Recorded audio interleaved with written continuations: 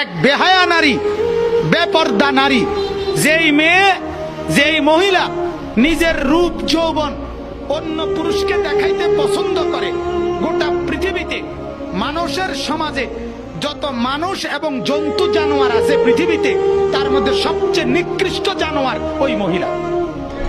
আমি শক্ত কথা বলি পরিষ্কার, যে নারী পর্দা করে না, এক রাস্তায় কুত্তা মরলে, কুত্তা, এই কুত্তা যদি ফেলায় রাখে, মরা কুত্তা, ওইটার থেকে যে দুর্গন্ধ ছড়ায়, তার চাইতে নিকৃষ্ট দুর্গন্ধ বেপর্দা নারীর থেকে ছড়ায়।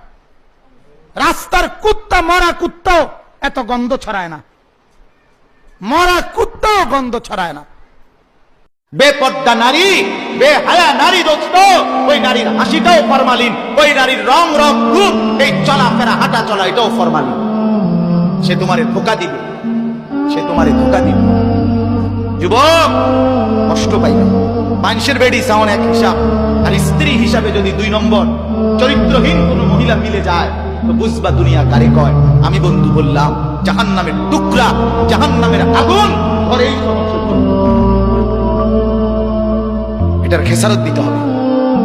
আল্লাহ দোহাই ছেলেরা বললাম, এই অব্যাহত নারী দেখা, ছবি দেখা, উলঙ্গ নাচ দেখা, বিবাহ বহির্ভূত হারাম প্রেম সম্পর্ক, নারীর পিছনে ঘুরার খেসারত, মাসুল এই দুনিয়ার হায়াতে তোমাকে দিয়ে যাইতে হবে।